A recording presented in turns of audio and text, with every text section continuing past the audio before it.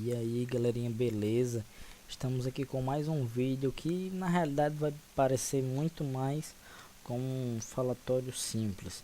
Bom, eu estou aqui para explicar para vocês as maiores diferenças e vantagens e desvantagens em comparação a AMD e Intel. Atualmente a AMD ela tem duas plataformas. Ela tem a plataforma AM3+, que é a atual, e a plataforma AM2, as FM1 e FM2, se eu não me engano. Enfim, essas duas que eu estou dizendo anteriormente, elas são as FM, elas são para gráficos integrados, ou seja, para que a pessoa não precise usar placa de vídeo para ter jogabilidade entre boa e mediana, sem precisar ter tanto assim uma placa de vídeo. Já os AM3+, se compõem dos Bulldozer e os Vishera. Ambos eles são basicamente a mesma coisa, só que o Vishera ele é mais optimizado do que o Bulldozer, mas continua da mesma forma, que eu vou explicar um pouco mais lá para frente. Os Intels, eles têm, na realidade sempre só tem duas famílias, entre aspas, ativas, né? Que é a Mainstream, que atualmente é a Haswell, e a High-End top de mercado, na linha desktop, que é a Ivy Bridge E, que compõe os 3930K, 3960K, 3960X e 3960 ou 3960X e 3970X, perdão. Inclusive compõe PCs top de linha como o do Dennis, vulgo Fast Benchmark. E bom, não tenho muito o que falar a respeito da performance deles, né? Você pode encontrar muito no Robot e você vai ver como eles são muito mais fortes do que qualquer média aí de processador. Mas o que está em quesito não é esse. Vamos comparar também a respeito do custo-benefício com relação à performance em geral, e não só aquele velho falatório games, games, games, games, games que todos fazem por aí. Porque não é bem assim que a banda toca. Você não vai ficar 24/7 seu dia eternamente, sua semana eterno e o seu ano inteiro dentro de um jogo sequer. Você vai sair dele alguma vez na sua vida. Você vai usar a internet no seu computador, não interessa o quanto você fale. A não ser que você vai usar ele como HTPC e vai ficar do lado da TV e vai usar ele como videogame, um console. Mas aí já são outros 500. Enfim, vamos lá, o que eu quero explicar para vocês é o seguinte. Primeiramente, os AMD, ele tem uma plataforma com chipsets, os atuais pelo menos, o 890FX e o 990FX, que são considerados, entre aspas, mancos. O que é isso? Eles já têm certa idade e eles não evoluíram, a AMD não lançou novos, e acontece que eles se compõem de quesitos bem antigos e bem restritivos. Por exemplo, eles não têm de forma alguma USB 3.0, eles não têm nativamente nem com mágica PCI Express 3.0, que, sendo bem honesto, não tem muita vantagem atualmente, mas você não tem. Caso você vá precisar disso um dia, você não terá. Nem SATA 3, que é requisito principal para você ligar um bom SSD no seu sistema. O que acontece é que, para você ter essas funções nessas placas-mãe, você precisa, a empresa, né, que cria, entre aspas, a montadora, seja sei lá, Gigabyte, Asus, ASRock, etc., elas têm que pagar um certo valor, que não é muito baixo, para outras empresas como a Jamicron e etc., para incluir chips como Marvel, que aí dão essa possibilidade. Porém, esses próprios chipsets, eles são feitos para Intel e VIA. Eles nunca tinham sido usados até esse momento nos AMD. Os AMD sempre vinham com tudo o que precisava no próprio chipset integrado, sendo que atualmente não é isso que está acontecendo. Atualmente ele não está vindo. E acontece que a otimização entre esses chips da Marvel ou de outra que seja, junto com o chipset da AMD, nunca tá bom. Ele nunca vai de boa. Por exemplo, a forma que você abre um aplicativo ou um loading de um programa, etc., no AMD, mesmo usando o HD normal, ele consegue ser muito maior do que no Intel, mesmo se o Intel for muito inferior. Por exemplo, eu consigo abrir uma coisa no notebook da minha mãe, não vou nem citar o meu, que o meu já é i7. No notebook da minha mãe, que ele é um i5 de segunda geração ainda, perdão, de primeira geração ainda, com um HD de 5.400 rotações, um HD de notebook interno, que é SATA 2, e ele consegue abrir programas mais rápido do que qualquer um, sendo Bulldozer ou Vishera, mesmo usando um HD de computador tamanho versão normal de desktop em 7200 RPM. Isso é um processador de 8 núcleos reais. Vamos lá explicar um pouco mais sobre a arquitetura dos AMDs e vocês vão entender um pouco mais porque eles saem tão mal na maioria das coisas. Acontece que a AMD dessa vez, ela optou por colocar um sistema bem falho ali, que é o do HT físico. Acontece que ela se usa de links físicos, né? São dois, como eu digo, linhas de, não são de programas, mas são linhas de hardware internos integrados no DAI. DAI é o quadradinho, por assim dizer, do processador, que dividem a tarefa de forma interna, integrada. Não precisa de software nem de nada, é tudo integrado dentro do processador. Só que isso não é muito correto, porque veja bem, se você tem dois núcleos, por que você chama ele de quad-core? Você só tem dois. Na Intel, quando você tem um dual-core, ele é um dual-core com HT. Eles explicam que tem um HT lá. E não saem dizendo que eles são o dobro do que eles são.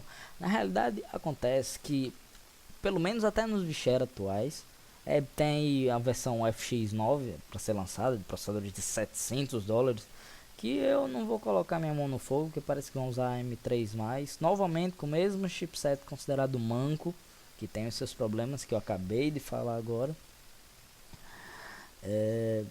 Enfim, se você tem 4 núcleos com o HT físico, que ele não é optimizado por nenhum programa conhecido a não ser o Pasmark, você acaba que você continua apenas com 4 núcleos, sendo que você continua com 4 núcleos com uma má otimização, com um IPC baixíssimo, com um chipset manco e com uma performance que só consegue ser boa em resoluções altíssimas. Acontece que quanto mais alto você consegue rodar a resolução, menor você precisa de processador, menos você precisa de processador, e cada vez mais você vai precisando e tendo uma necessidade muito maior de placa de vídeo, sendo que tanto os Vishera quanto os Bulldozer, eles têm uma capacidade muito maior de lidar com as PCI Express. Na realidade ele não lida bem com as PCI Express. Acontece que ele tem mais linhas integradas ao seu processador, ao seu DAI, diferente dos Intel, que sempre colocam menos, mas otimizam mais. Então quando você liga numa resolução específica, acaba que, menor principalmente, mesmo usando a mesma VGA, acaba que a diferença entre um AMD e um Intel fica brutalmente perceptível. Vantagem no Intel. Isso se demonstra muito mais claramente em aplicativos que usam mais o processador do que a placa de vídeo. Mas se usar algum de placa de vídeo também mostra que é falta de otimização nas linhas da PCI Express dos Bulldozer / Vishera. Da mesma forma como também é falta de compatibilidade específica com os CPUs. Não adianta, nego. Opa, tive que começar de novo a regravação. Enfim, não adianta nego chegar e querer dizer que o seu processador tem 8 núcleos e por isso ele se sai melhor. Ah, eu coloquei CPU benchmark e no Google apareceu o teste do Pasmark e você testou nele. O Pasmark ele é o teste que ele é menos utilizado por qualquer criatura no mundo, porque sabe que ele só conta com features realmente grotescas e que não vale a pena. Ninguém utiliza ele, ninguém, não sou só eu que estou dizendo, não é ninguém da Fusion, ele simplesmente não é usado dessa forma. O Pasmark não serve para medir performance de nada, de nenhum tipo de processador. Ele não foi feito para isso. Ele foi feito para uma leve base, para você comparar ele, por exemplo, com seu velho e saber, ah, poxa, ele vai ser um pouquinho melhor do que o meu em tal coisa específica que exige só processador em multicore na sua maior experiência. Então não é assim que rola. Você, por exemplo, pegar o segundo aplicativo mais multithread que eu conheço, que é o Cinebench, o famoso R11.5. Acontece que assim, ele consegue tirar suco, por assim dizer, até de dual processador, de quad processador. Você coloca 4 xeões nele, ele roda de boa e ele soma todos os núcleos e coloca uma potência absurda, mais de 30 pontos ali. Só que quando você pega os, entre aspas, claro, 8 núcleos do AMD, no teste que mais consegue rodar multicore, tirando o Pasmar, ele não faz mais de 7 pontos. E isso eu tô falando do 8350, que é a versão mais cara em venda atual. E para você rodar ele bem, você ainda tem que comprar uma placa-mãe muito boa. E não adianta você querer comparar uma placa-mãe de nível baixíssimo como uma M5, 78, LX, LE, L o que seja, porque a placa-mãe é horrenda. Ela tem dissipadores de chipset que chegam a mais de 80 graus. O sistema fica travando e você não sabe porque acha que é o processador. Não é. É porque a placa é tão ruim que está travando o seu sistema. Não adianta você querer pegar ela e comparar o preço dela com a Z77.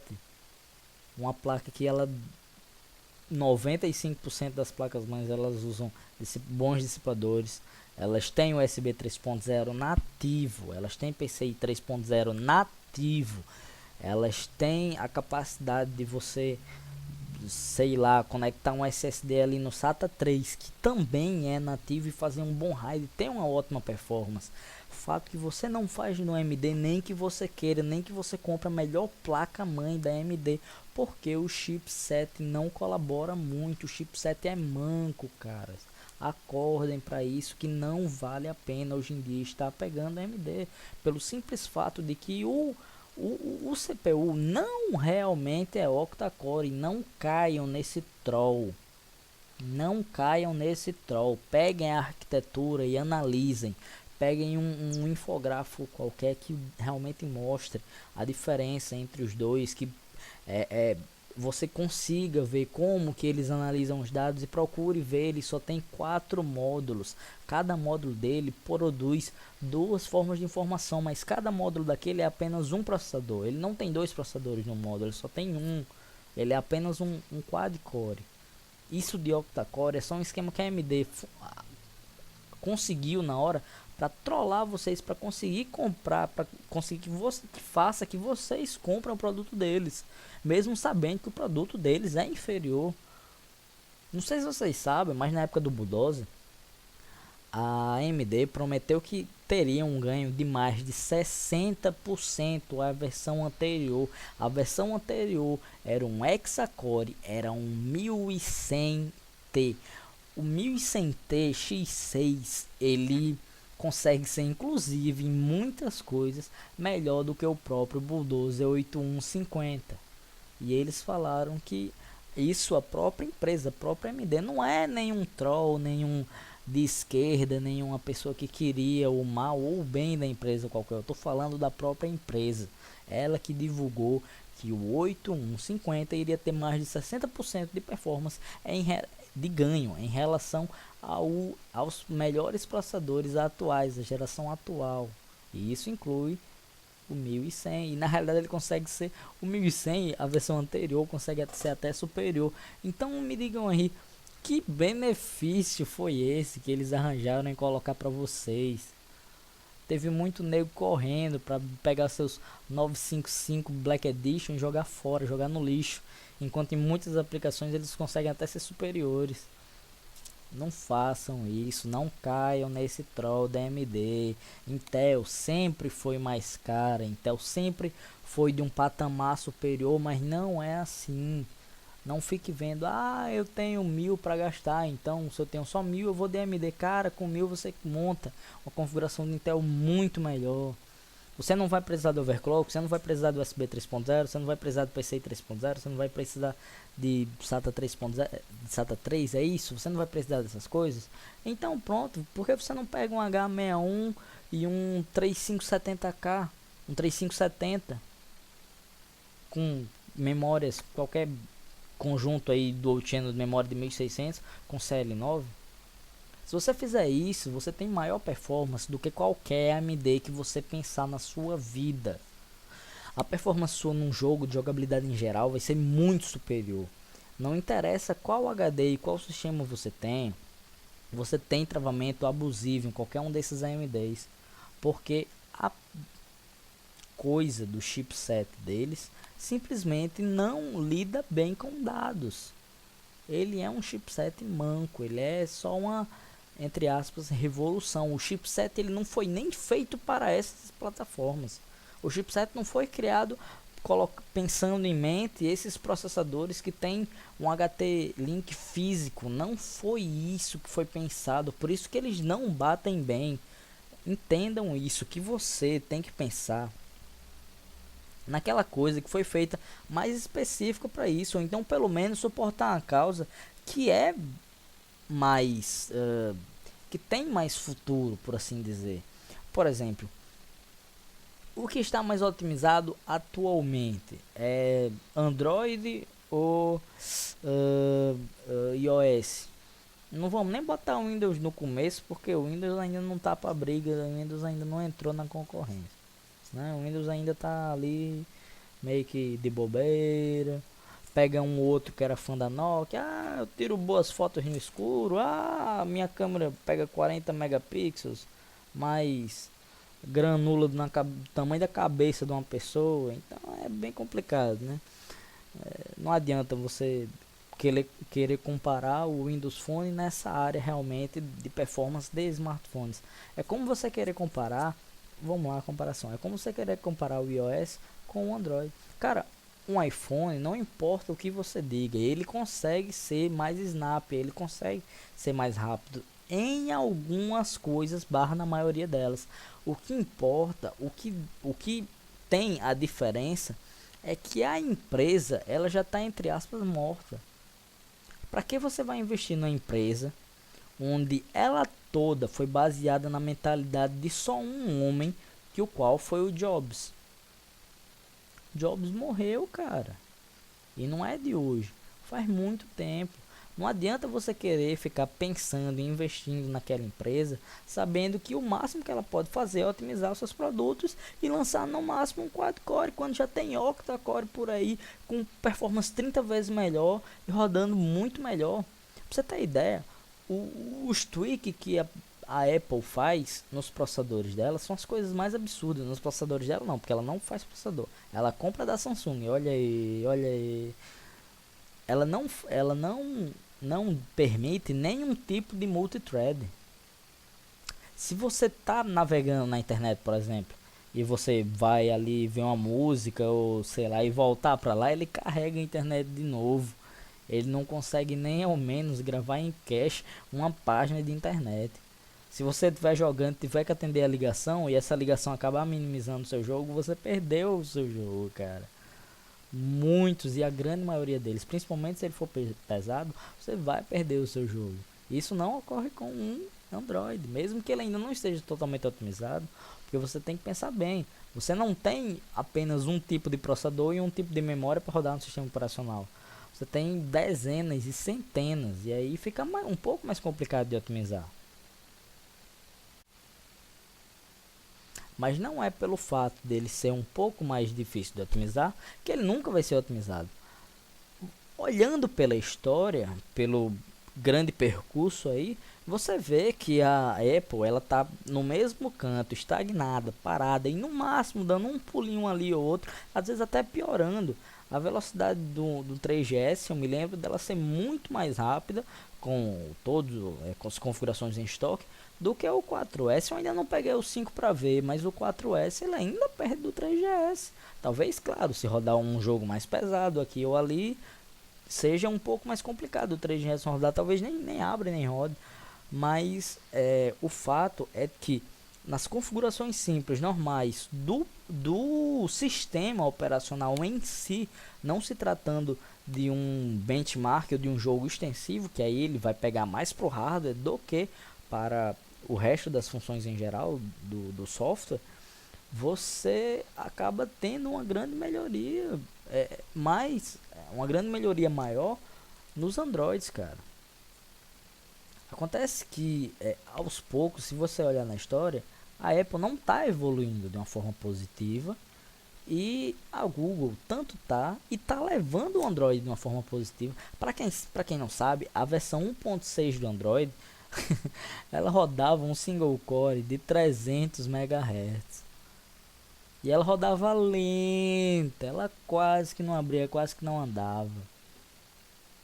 O HTC Magic era um processador de 450 MHz, se eu não me engano, e ele era tremendamente ruim, tremendamente lento. E aí foi tudo subindo aos poucos, cara. Para quem não sabe, a versão 2.3.7, que foi a última versão ultra estável da Android, não do Android em si, mas da versão modada, modificada nela, né, que é a CM 7.2, que é onde você é possível fazer overclocks e etc.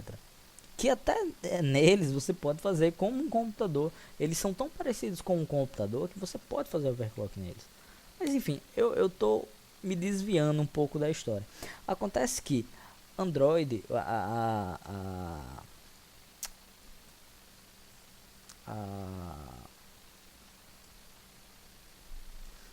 acontece que o sistema operacional em geral do Android ele está se tornando cada vez melhor e ele está evoluindo. Ele está mostrando avanço positivo grande. Quando saiu do 2.3.7 pro Ice Cream Sandwich, que é a 4.0, foi uma diferença absurda. Para quem tinha o mesmo celular e teve a capacidade de fazer essa atualização, viu que é uma coisa que melhorou o seu celular em 20%, 30%, mesmo usando o mesmo hardware. Enquanto até agora, em pleno 2013, a Apple ainda usa processadores dual core, a Samsung já usa dual processador quad core, o que entre aspas equivaleria a um octa-core. E isso você só consegue na versão Android. Você tem uma potência muito mais absurda. Os Apple agora ainda tem 1 GB de RAM e na realidade nem os usam, porque você não tem aplicativos multitarefa, você não tem multithread naquele tipo de celular. Aquela empresa, entre aspas, já está morta. Não tem como você querer tirar suco dela ali. Não tem o que fazer. Na Android ela está evoluindo e você pode ir lá por isso. Se você quiser, a única forma que eu poderia, as duas únicas coisas que eu poderia aconselhar um AMD atualmente seriam os seguintes motivos. Eu não uso meu computador, eu deixo ele só para renderização, mas eu não tenho tanta grana. Cara, é a sua solução. Pega um 8350, sapeca um overzinho para 5.2, por exemplo, coloca um H100i nele, bota belas memozinhas de 133, CL10, CL11, que seja, uma boa placazinha Nvidia aí e já era. Já era, você tem um ótimo PC para renderização. Agora, se você quer jogar, meu filho, complica um pouco mais. Tem um vídeo que eu vou procurar de novo direitinho e eu vou ver se eu coloco aqui embaixo. Nos testes de dois moleques jogando nos PCs com as mesmas memórias, usando a mesma fonte, usando o mesmo modelo de placa-mãe para as empresas diferentes, ou seja, estou citando um exemplo, não sei se é exatamente esse modelo, uma ASRock Extreme 4 na AMD e uma ASRock Extreme 4 para o Intel. Não lembro exatamente qual é o modelo, mas eu tenho quase certeza que é ASRock. Enfim, e nesse vídeo prova exatamente o que eu estou dizendo. O AMD ele tem frames drops abusivos, absurdos, ele cai muito. Tem hora que você olha nele, ele tá travado, ele tá parado o jogo. Você não tem o que fazer, você não pode andar, você não pode se mexer. Porque simplesmente o HD dele ainda está pensando ali no próximo carregamento de textura que vai fazer e vai passar o buffer para a memória de vídeo. Isso é uma coisa tão abusiva que a gente só encontra esse tipo de performance tão baixa em HDs normalmente velhos perdão, em notebooks velhos com o HD já bichado, com algum problema de leitura, de gravação, qualquer que seja. Resumindo a moral da história aqui. Se você não liga para responsividade, que para mim é a coisa mais importante no computador, num PC em geral, mais até do que FPS em jogos, ou qualquer coisa que seja, se você não liga mesmo para isso, cara, vai de um AMD, cara. Você não liga mesmo, vai um AMD. Às vezes você pega até mais FPS com AMD aí. Agora, cara, se você tá precisando e necessitando de um processador com responsividade, se você quer jogar em nível nacional, em nível mundial, qualquer que seja, que você precisa desafiar e disputar com outras pessoas, meu filho, aí você vai ter que ir do Intel. Aí você vai ter que ir do Intel, porque a responsabilidade, a velocidade de leitura do HD, a comparação até com o próprio QuickSync em criação e renderização de arquivos novos. Nossa, é tanta coisa que fica até difícil da gente pensar para falar de uma vez só. Eu fico aí dando essa dica para vocês, que se vocês quiserem fazer só um render, a AMD tá valendo em conta se você não tiver muita grana. Se não, procure outra coisa, meu filho, que a AMD tá complicado hoje em dia. Se for fazer um render, use placa de vídeo Nvidia. Bom, é isso. Qualquer coisa que vocês quiserem, vocês podem perguntar. Esse vídeo vai estar indo para um dos tópicos que a gente vai estar colocando lá na Fusion OC. Não liguem se o áudio ficar ruim, se minha voz não ficar boa, se eu tiver algumas, entre aspas, falhas de comunicação aqui com vocês. Eu estou usando um programinha bem simples, um tal de um Bandicam, que me aconselharam a usar, que ele tem uma gravação um pouco melhor de áudio. Então, talvez fique um pouco melhor com isso exatamente pela forma que ele grava o áudio. Eu me preocupei mais com o áudio do que o vídeo, já que aqui não está mostrando nenhum tipo de vídeo em si, né? Mas bom, gente, é isso. Espero que tenha retirado um pouco das dúvidas, pelo menos, aí para vocês. Vai ter muita gente ainda que não vai entender o vídeo e achar que eu estou sendo um fanboy. Pessoas que não procuraram e que não sabem realmente o que é que um chipset faz. Se você não souber o que é um chipset, como que ele funciona, o que que ele importa no seu computador, você pode comentar aí embaixo que eu lhe explico mais, mas eu vou lhe explicar resumidamente para você logo o que é um chipset. Chipset basicamente é o processador que controla o seu computador. O chipset ele é o que controla a sua memória RAM. Chipset ele é o que controla as linhas de PCI Express da sua placa de vídeo, ele é o que controla as USB, ele é o que controla a saída SATA, ele é o que controla inclusive o seu processador. Se você não tem um específico e otimizado para ele, Como que você quer que ele se saia bem? Bom, é isso aí, galera. Até a próxima. Abraços.